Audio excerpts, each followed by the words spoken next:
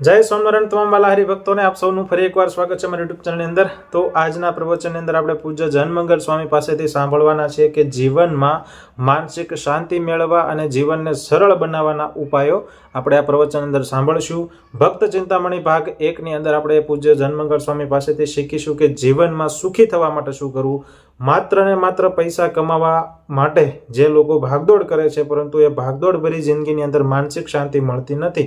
તો માનસિક શાંતિ મેળવવાના क्या उपायों છે, क्या નિયમો છે, એ વાત આજે આ પ્રવચનની અંદર આપણે શીખીશું। તો વિડીયો સંપૂર્ણ જોજો। વિડીયો ગમે તો લાઇક કરજો, ચેનલને સબસ્ક્રાઇબ કરજો। આવા જ પ્રવચનો આપ સુધી પહોંચાડતા રહીશું। આવો નિહાળીએ આજનું પ્રવચન પૂજ્ય જનમંગલ સ્વામી પાસેથી અને શીખીએ કે ભાગદોડ ભરી જિંદગીની અંદર પણ માત્ર 1 કે 2 નિયમોનું પાલન કરવાથી માનસિક શાંતિ મળે છે।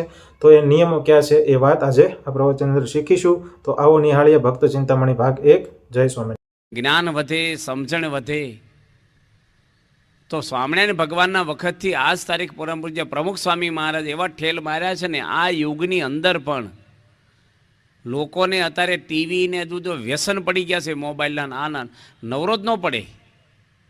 અમે ગામડામાં બધી જતા હોય ને રોડ ઉપર બધા મોબાઈલ હોય, એને મા બાપ જોડે ન બેસે અડધો કલાક, એના ફેમિલી જોડે ન બેસે, પણ મોબાઈલમાં 1 કલાક એને કંટાળો ન આવે। હું અંદર નીકળે છે અને હું મળે છે પોષણ, બેઠા જ હોય, રૂપિયા બગડે, મન બગડે। ફેમિલી જોડે બેસવું હોય તો એ તો એનું કામ કરે, એ લોકો મોબાઈલ લઈને બેઠા હોય, એટલે કોઈને લેવા દેવા જ ના હોય। ઇન્ટરનેટ જોવે, બીજું જોવે, ઢીકડું જોવે, કેટલુંક જોશો, બધા વિદેશોમાં કંટાળી ગયા છે। ઓરિજિનલ વસ્તુ આપણા જીવનમાં ન મળે ને ક્યાં સુધી આ બધા રમકડા તમને શાંતિ ન આપે। માટે ભગવાન સ્વામિનારાયણ તો હવાર સુધી કથા કરેલી છે। આજે પૈસા પણ તોય નથી કરતા લોકો હવાર સુધી, અને સ્વામિનારાયણ ભગવાને એકય કથા સંગીતવાળી નથી કરી। ગુરુ પરંપરાએ પ્યોર જ્ઞાન જ આપે।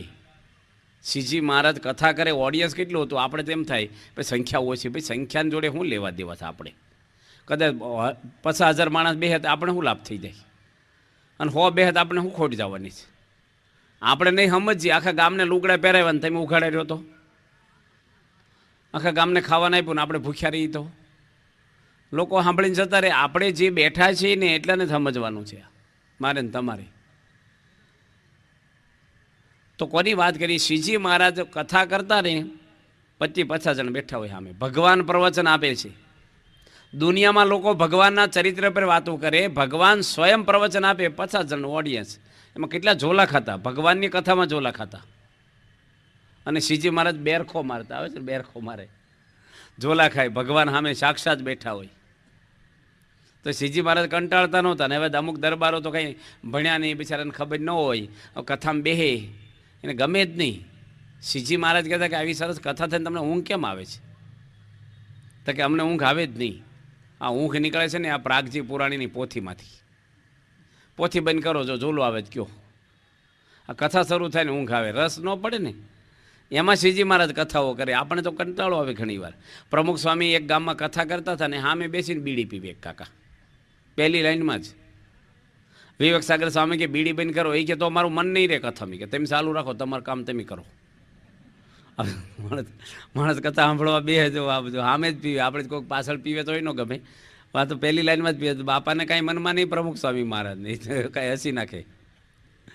આવી રીતે આવા મહાન પુરુષો દુનિયાની અંદર આવી રીતે પ્રવચનો આવે, કંઈ સમજે ભેંસ આગળ ભાગવત ઘણી વાર હોય। અમારા ગામડામાં કથા કરીને ઊભા થઈને પછી બાપા લાઈનમાં પગે લાગવાને પૂછે, સ્વામી શું કીધું કથામાં તમે?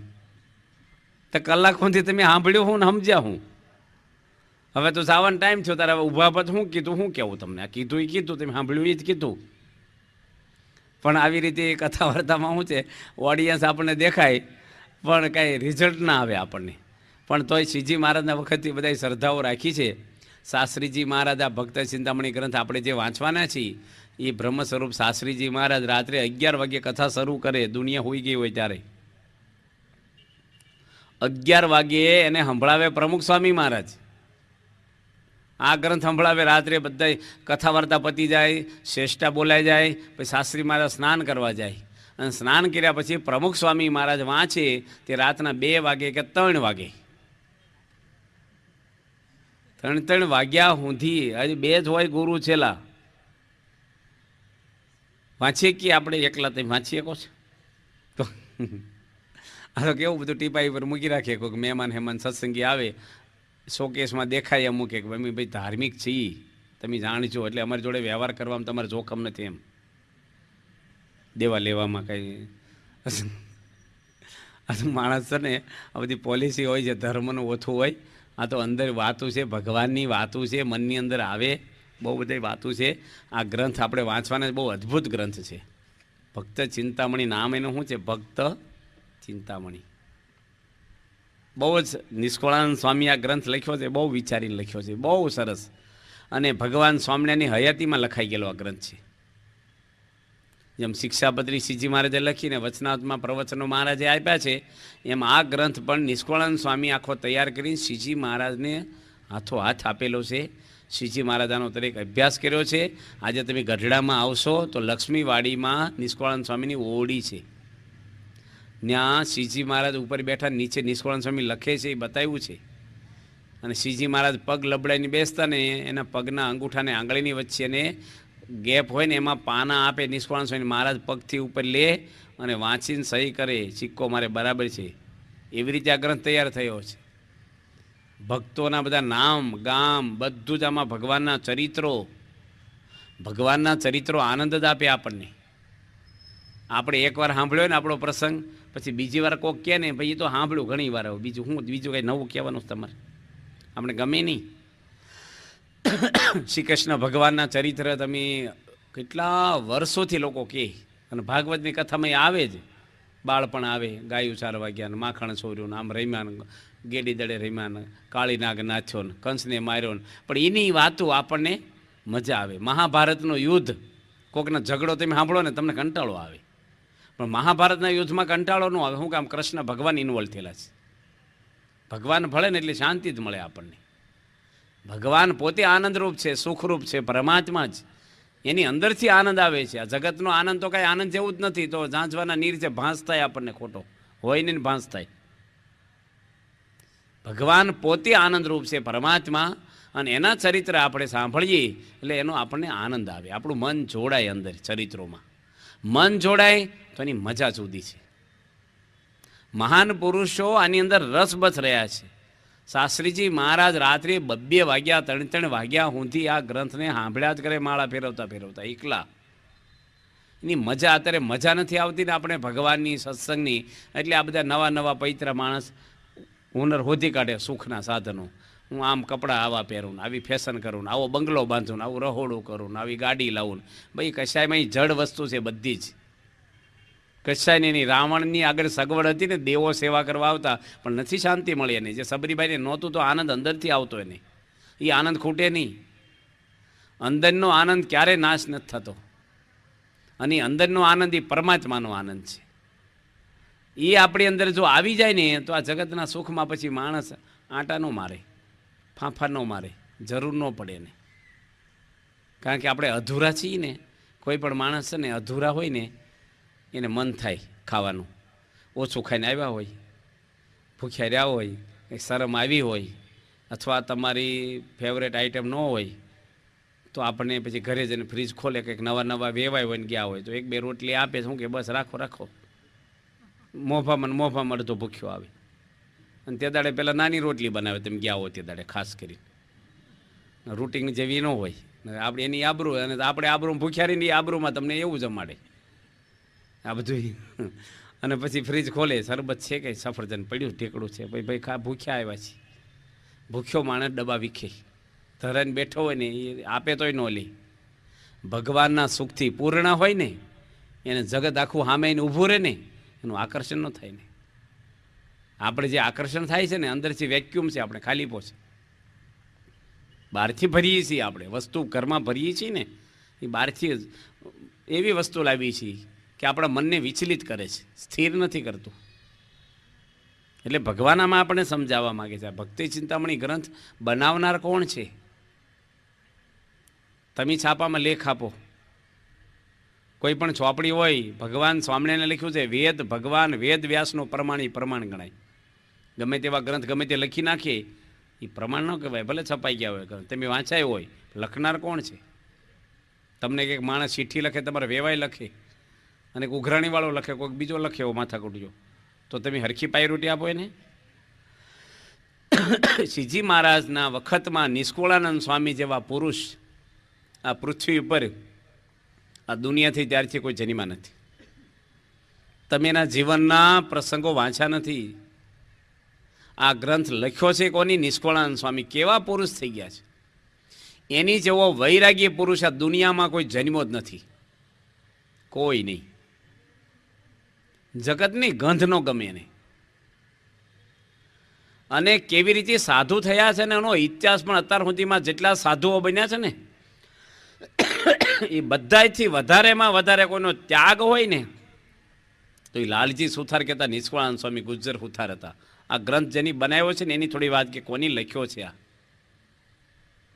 એને 2 દીકરા જન્મી ગયા હતા, સંસારી માણસ હતા અને સંસારમાંથી નીકળી ગયા. કેવી રીતે નીકળ્યા છે! અરે નાના હતા ને ત્યારે એ અને મૂળજી શર્મા કહેતા ગુણા સ્વામી રોજના 15 કિલોમીટર ચાલે, સાંજે જમીન ચાલે, રાત્રે 11 વાગે ભેગા થાય અને રાતના 4 વાગ્યા સુધી કથા વાર્તા કરે. 2 જણા, 2 જ જણા. પહેલાં લાઇટ નહોતી, અંધારું. ક્યાં ભાદરા અને ક્યાં શેખપાડ. 25 કિલોમીટરનું અંતર છે 2 ગામ વચ્ચે. બંને 12 કિલોમીટર ચાલે ને એક શંકરની દેરી આવે ત્યાં વચ્ચે બેહે અને આખી રાત ભગવાનના ચરિત્રો કે વર્ષો સુધી. પાછું દિવસે હોઈ નહીં જવાનું, ઊંઘ્યા જ નથી વર્ષો સુધી. કેટલી લગ્ની હશે એને. પરણેલા હતા. અને રામાનંદ સ્વામીને એની વાત કરી કે મને સાધુ કરો. કીધું કે અત્યારે એની જરૂર હશે ત્યારે બોલાવશું. રામાનંદ સ્વામી તો ધામમાં જતા રહ્યા. અને એ વખતે સ્વામિનારાયણ ભગવાને એમને દીક્ષા કેવી રીતે આપી છે. અત્યારે તો દીક્ષા આપે ને કેટલી વિડીયો ઉતરતી હોય. હમણે 10 તારીખે દીક્ષાઓ લીધી, 73 છોકરા હોય કે 78, 22 એન્જિનિયરો સાધુ થયા. પણ અત્યારે તો આનો માહોલ આખો જુદો હોય. આમની કેવી રીતે સાધુ બન્યા.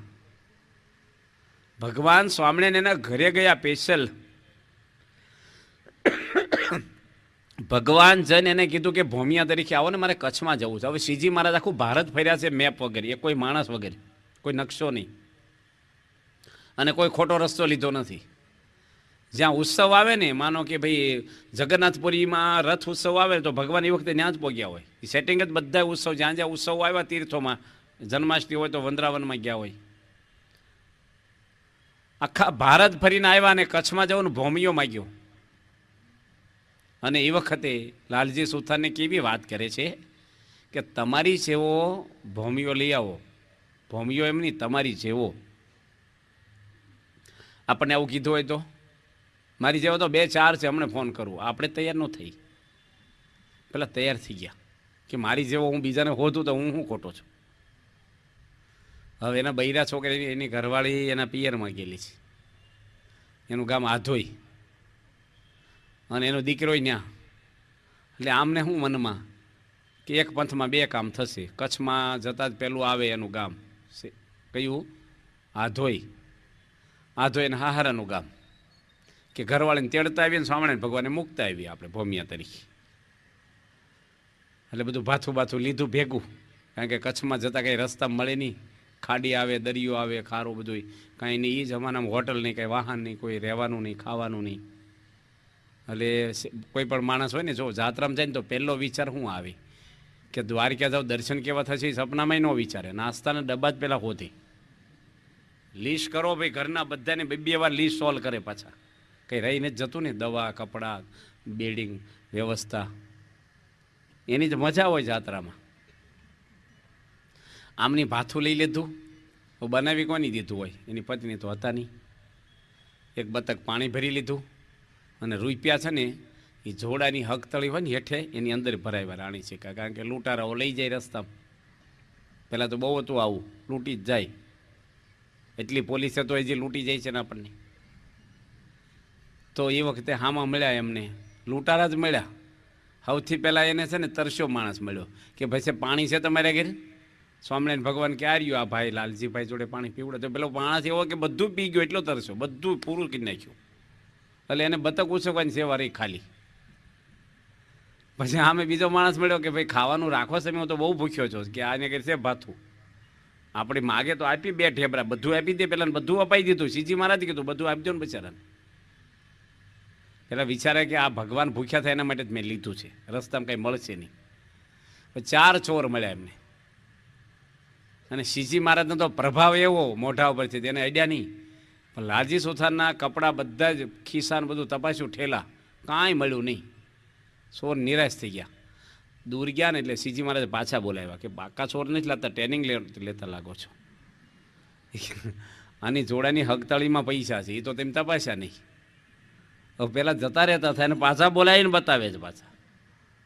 લાલજી સુથાર થોડા આમ ખુશ થયા કે સારું ભાઈ આટલા બચી ગયા પૈસા. તે પેલા એ જોડા કઢાઈને લઈ લેતા પૈસા. કેવું થાય પણ, એટલે સામેથી પણ ક્યાં જરૂર હતી તમારા છોડને દઈ દેવાની. ભગવાન કહે છે કે હું ભેગો છું, પછી તમારે આ બધી વસ્તુ રાખવાની જરૂર છે? જેના શરણોમાં રિદ્ધિ સિદ્ધિ આલોટે છે, સંકલ્પ કરે ને હાજર થઈ જાય બધી વસ્તુ.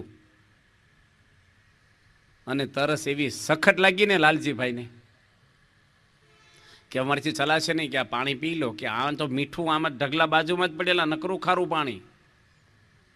કે પીવો તો ખરા, કોગળો ન થાય પડતી, ચાખ્યું એકદમ ખારું. ત્યાં જ બેઠા છે ભગવાન કે ફરીને પીવો. ફરીને મીઠું લાગ્યું, એ જ જગ્યા દરિયો જ છે ત્યાં.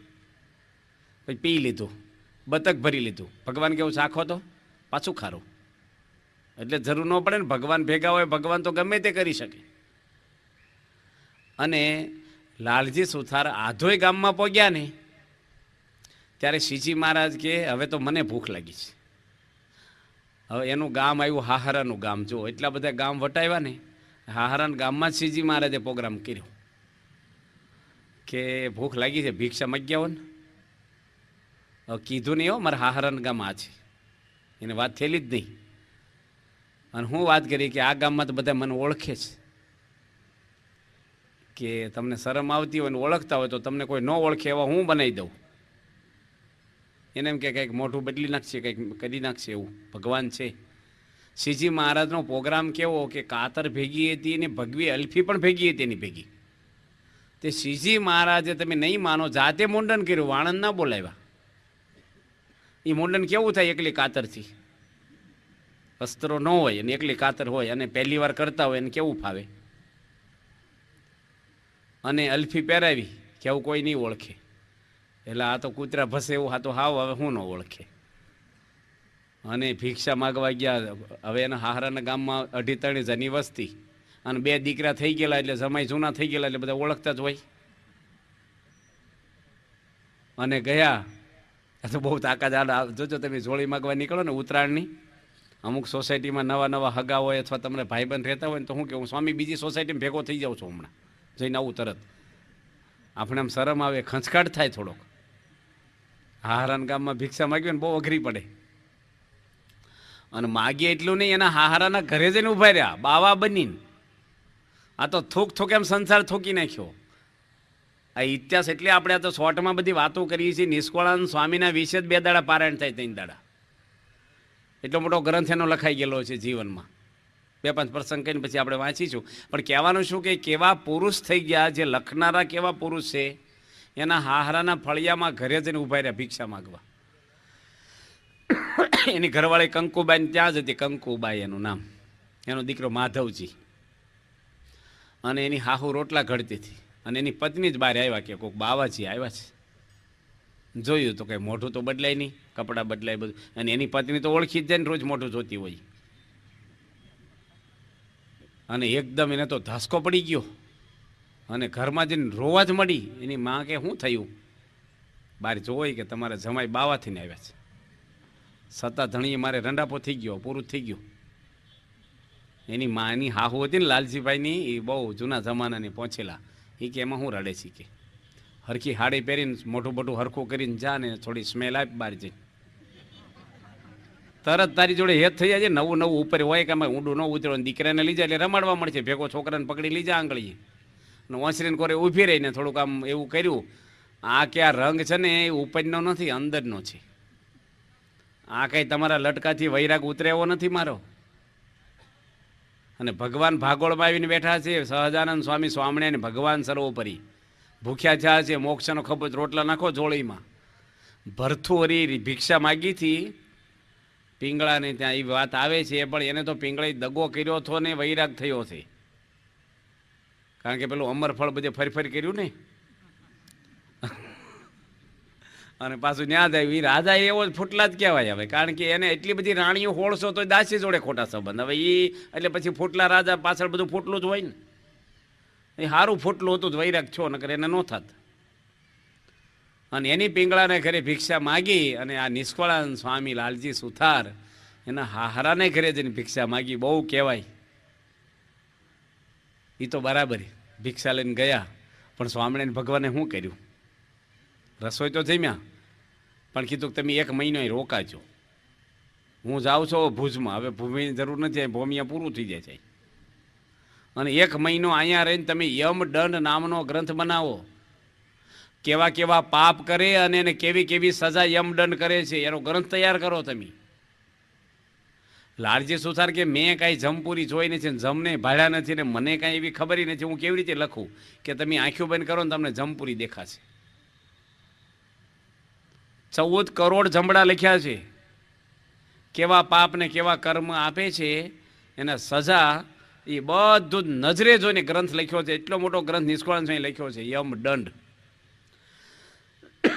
ત્રીજો ગ્રંથ કયો લખ્યો છે એમને? નિષ્કળાનંદ કાવ્ય. 22 ગ્રંથનું લખ્યું છે. એટલું બધું જ્ઞાન ભર્યું છે ને, એની સ્કૂલ જોઈ નથી, નિશાળ જોઈ નથી.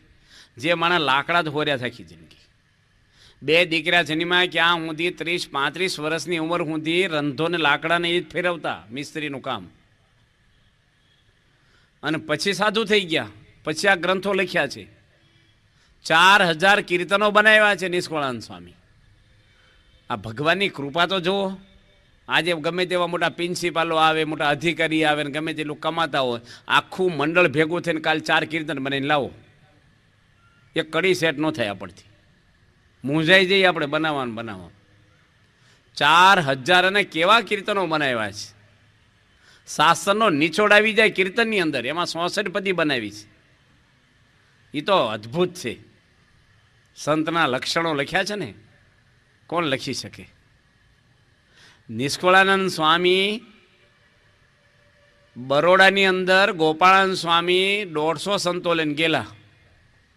ત્યાં નિષ્કળાનંદ સ્વામી હતા અને દૂધપાક બનાવ્યો. એ જમાનામાં દૂધપાક દુર્લભ, કોક વાર મળે.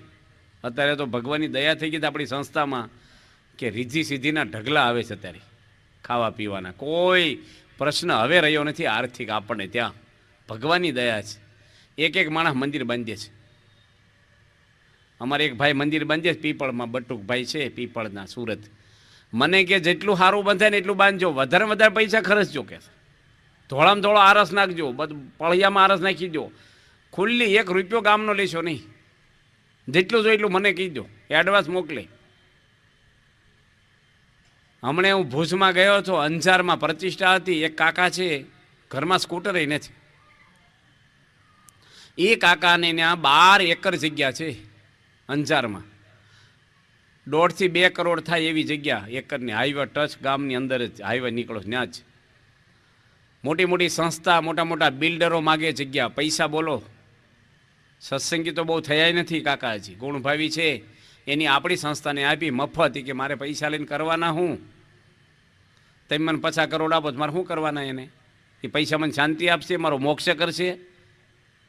મારે કેટલું જીવવાનું છે? મને દાળ રોટલા મળે છે, રૂપિયા ભેગા કરીને મારે કરવાના હું? પૈસા શું કરવાના? આ પ્રમુખ સ્વામી મહારાજ જેવા સંતની સંસ્થામાં આપો તો અંતકાળે ભગવાન મારો હાથ પકડે. તે મફત દસ્તાવેજ કર્યો ને હું લખ્યું દસ્તાવેજમાં કે તમારે કાલે વેચવી હોય તો છૂટ, તમારે મંદિર કરવું ન કરવું, જે કરવું હોય મારી કોઈ કન્ડિશન આમાં છે જ નહીં. ને ઘણી વાર દાન આપ્યા પછી એમ થાય, જો મંદિર કરવું હોય તો જ નક્કી આપું, નકર પાછી લઈ આપી દેવાય. મંદિર ન કરવું હોય તો દાનમાં કંઈ કન્ડિશન જ નહીં. તો અત્યારે તો ભગવાનની દયા છે ને, બહુ બધા દાન આવે છે સંસ્થામાં, દેશ વિદેશોમાં આજે અઢળક આપે છે. ભગવાનની દયા છે.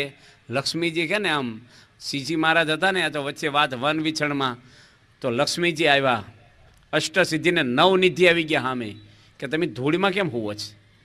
ઓશિકું પલંગ અમે રીજી સીધી છે મૂર્તિમાન લક્ષ્મીજી છું, તમે ક્યોય હાજર કરી દઈ. ભગવાન સ્વામિનારાયણ કે અત્યારે નીલકંઠ વર્ણિના વેશમાં હું તપસ્વીના વેશમાં છું, મારે કાંઈ જરૂર નથી. ભવિષ્યમાં હું જ્યારે સંપ્રદાય સ્થાપીશ ને ત્યારે તમારી સેવા લઈશ. હવે ભગવાને સેવા એની સ્વીકારી છે કે કેટલા કેટલા મંદિરોને એ તમારે BAPS સંસ્થાનો સૂર્ય તપે છે હજી.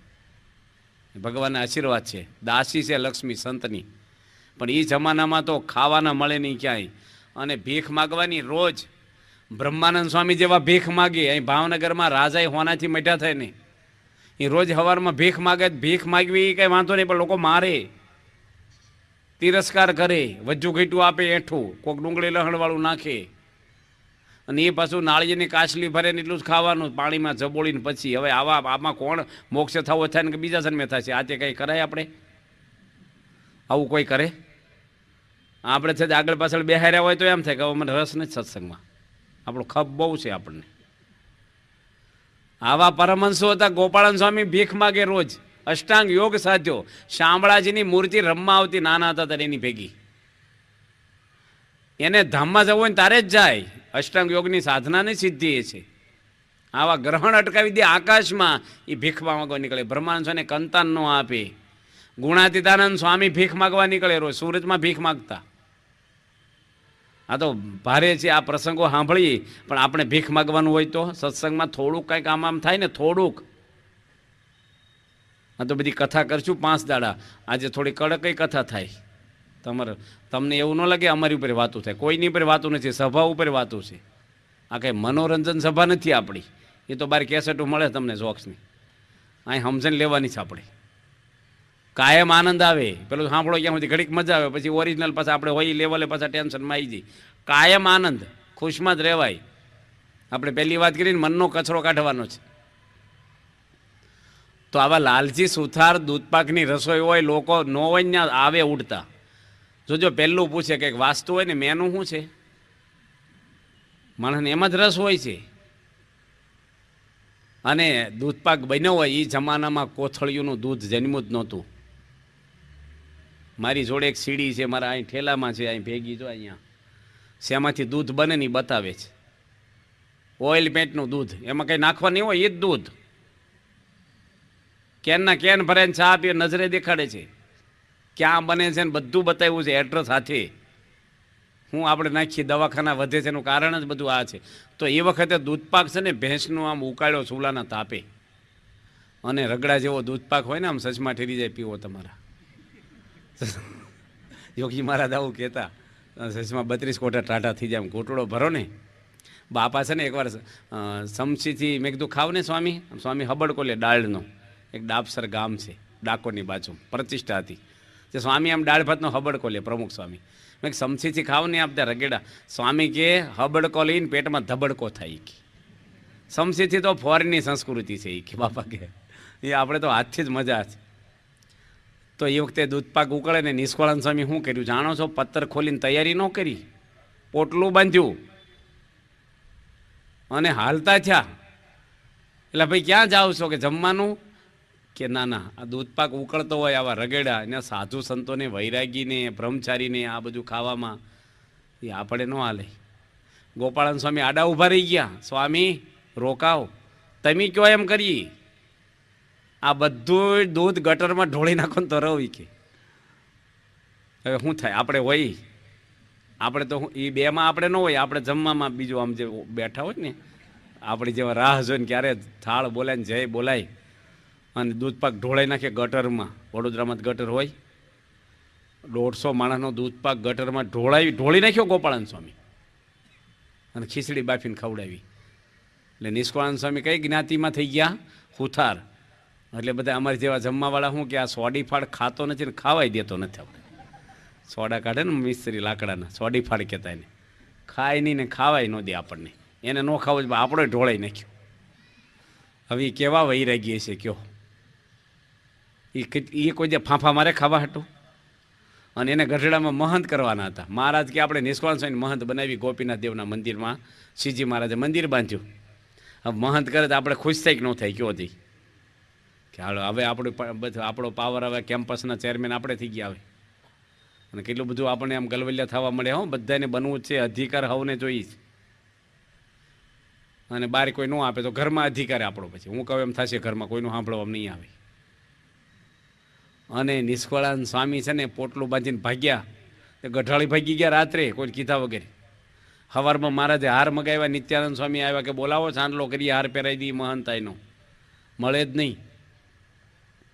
ત્રીજા દાડે ખબર પડી કે આ તો આંબા શેઠને ઘેર ગઢાળી ગયા છે. બોલાવ્યા કે મહારાજ મને દયા કરો, મને મહંત ન કરો, હું ઘરેથી મહંત થવા નથી આવ્યો, તો ભજન કરવા આવ્યો છું. વિચાર કરો એ કેવા વિચારથી સાધુ થયા છે. ખાવાની પડી નથી, મોટપની પડી નથી જેને, એવા માણસ આ ગ્રંથ લખે છે. અને બહુ વૈરાગી હોય ને એ માણસને ભગવાનમાં હેત બહુ ન થાય, અને બહુ હેત હોય ને એને વૈરાગ બહુ ન હોય. આ વિરોધાભાસ છે. ગુણેશ કે નિષ્કળાનંદ સ્વામીને આપણે પુરુષને સ્ત્રીમાં હેત હોય ને એનાથી વધારે મહારાજમાં હેત. એવા કીર્તનોય બનાવ્યા છે. મહારાજ ધામમાં ગયા ત્યારે છેલ્લી સેવામાંય હતા. અને ક્યાં મહાન થયા એ ધોલેરામાં, ધોલેરાનું મંદિર નિષ્કળાનંદ સ્વામી બાંધ્યું છે. ધોલેરામાં બહુ હૂકું ભાલ કહેવાય, કાંઈ આવે જ નહીં ત્યાં, કશું જ ખાવા પીવાનું નહીં, કોઈ રજોગુણ નહીં, એટલે એમાં વાંધો નહીં હુકામાં. આ ગઢડા થોડુંક આવે. હવે આપણે પસંદગી ક્યાં કરીએ? આપણે જોતો તો લીલો, આપણે એવું હોતીએ ને, આપણે આમ તમે બે ભાઈ હોય ને વેચવાનું હોય તો ભાવનગરનું મકાન પસંદ કરો કે ગામડાનું કરો? આપણે ગામડામાં સારું શાંતિ, ભાઈ કોઈ માયા નહીં, જગતની, આમ આપણે પવિત્ર જીવન રહે. શહેરમાં અમારે રહેવું, સૌને શહેરમાં જ રસ છે અત્યારે. અમારા ગામડા હાવ ખાલી થઈ ગયા અત્યારે, બધા સુરત ભાગી ગયા. ગામડે મંદિરો કર્યા, બધા ખાલી થઈ ગયા ગામડા. અને અત્યારે પાણી નથી, આમ થાય સુરત બિચારા. અત્યારે સભા કરવી હોય તો આપણે બહુ ગામડે જવું હોય ને આમ, તો આપણે આમ થાય કે શું કરવું આખો દાડો. એવા ગામડા ખાલી થઈ ગયા. તો નિષ્કળાનંદ સ્વામી ધોલેરાના મહંત થયા. એને એકવાર છે ને મરચાં ખાવાનો વિચાર આવ્યો. લીલા મરચાં હોય ને પેલા ગોળા વાળીને ખાવાના ને, એટલે ભાવે નહીં, પેલું પાણીમાં સબોળીને ખાવાનું. તે નાવા છે ને એક ભાઈની વાડીમાં 5 વીઘાની મરચી, કે આપણે જોડે લીલા મરચાં ખાઈને તો સારું. હવે આવા વૈરાગી માણસ અને એનું મન મરચાં ખાવાના સંકલ્પ કરે, સહન કરે, જે પછી બીજી વાર ને ત્રીજા દાડે બહુ વિચાર આવે ને પછી એકવાર તો એને છે ને પૂજામાં વિચાર મરચાં લેવા જ છે. ઉપડ્યા અને વાડીવાળા ભાઈને હાથ જોડ્યા, ભાઈ મરચાં આપશો, મારે ખાવા છે. કે લઈ જવા છે? કે ના ના ખાવા છે. ખાવ ને ભાઈ, તમે માચમાને કંઈ ના પડાય. તે એટલા બધા તોડ્યા મરચાં, 2, 3, 5 કિલો જેટલા, અને મરચીની અંદર જ બેસી ગયા ખાવા. આપણે કેમ આમ તમે આમ પાઉંભાજી ખાતા હોય, પ્રોગ્રામ ભેળ ખાતા હોય ને આમ શાંતિથી ખાય, એક એક મરચું, બીજું કાંઈ જોડે નહીં, એકલા મરચાં જ, તીખા મરચાં. તે એટલા બધા ખાઈ ગયા. હેટકી ચડી, ઉલટી થઈ, તે બાજુમાં ઉલટી કરીને ફરીને ખાવાનું શરૂ કર્યા. ગરમી ચડી ગઈ, આમ પાણી નીકળવા મળ્યા નાકમાં, આંખુંમાં, તોય ખાતા. ફરીને ઉલટી થઈને ફરીને ખાતા. 4 વાર ઉલટી કરીને પેટ ફરીને મરચાં ખાતા. પછી ઝાડા થઈ ગયા અઠવાડિયું. પછી મન સંકલ્પ કરે મરચાં ખાવાનું. પછી ત્યાંથી નીકળે તો મરચાંની વાડી સામું જોવે નહીં. આવા હતા નિષ્કળાનંદ વૈરાગવાળા. મનને મારે, આ મનને માર્યું કહેવાય, આ આધ્યાત્મિક કહેવાય, આ સાધના કહેવાય, મન સાફ કરવાની આ દવા કહેવાય. એવા પુરુષો આપણે જ્ઞાન આપી શકે. આ લખ્યું છે ને ભક્ત ચિંતામણી, એ કોઈ સામાન્ય નથી લખી. અને કેટલી કથા વાર્તાનો ઈશક એમને, એનું જીવન જ આદર્શ હતું. દુનિયામાં અત્યારે ખબર નહીં પડે નિષ્કળાનંદ સ્વામી કોણ થઈ ગયા. એના ગ્રંથ ઉપર લોકો પીએચડીઓ કરશે. એના કીર્તનો કેવા, નિષ્કળાનંદ સ્વામી કીર્તન બનાવ્યા છે ને, એ કીર્તન ગાંધીજી આશ્રમ ભજનાવલીમાં રોજ ગવડાવતા. ત્યાગ ન ટકે વૈરાગ્ય વિના, જનુની જીવો રે ગોપીચંદને. આ કીર્તન ગાંધીજી રોજ ગવડાવે. નિષ્કળાનંદ સ્વામી આપણા સંતના બનાવેલા ભજન ગાંધીજીને રસ પડતો, શાસ્ત્રના સાર રૂપે હતા. ત્યાગ ન ટકે વૈરાગ્ય વિના. ત્યાગ લઈ લે માણસ, ત્યાગ કરી દે ઘરનો, પણ જો વૈરાગ નહીં હોય ને તો એનો ત્યાગ પાર નહીં પડે, ટકશે નહીં. ત્યાગ તો થઈ જાય, તમે બીડી છોડી દો, પણ સમજણ નહીં હોય તો ફરીને પીવા મળશો પાછા. ઘર છોડી દેવું હોય તો હેલું છે, પણ ટકવું ને કાયમ એ અઘરું છે. ગુણેશ સ્વામી સાધુ થવા આવ્યા ત્યારે શ્રીજી મહારાજ શું કીધું? ઘર બાળીને આવ્યા છો? કે ઘર નથી બાળ્યું. કે બાળીને આવો, એ લાકડાના ઘર ઉપડ્યા. મુક્તાનંદ સ્વામી ક્યાં તો જળ ભરત જેવા છે ને, હુતા હશે ને દિવાળી મૂકીને આવશે આખા ઘરની. પાછા બોલાવ્યા, કે ભાદરામાં ઘર છે નથી બાળવાનું, અંદર તમારી સિવાય કંઈ રાખ્યું જ નથી. ઘર હોય તો બાળીએ ને, કાંઈ છે જ નહીં. આવા પુરુષો બધા શ્રીજી મહારાજ આગળ સાધુ થયા. ભગવાન સ્વામિનારાયણે લખ્યું છે હરિચરિત્રામૃત સાગરમાં 3000 સાધુ બનાવ્યા હતા. 3000. તેમ ભાવનગર આખું ભેગું થઈને એક સાધુ બનાવો, એક ખાલી.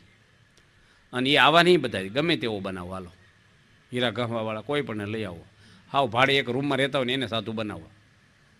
થશે? સાધુ ન બનાવો, એકને ગુટકો છોડાવો.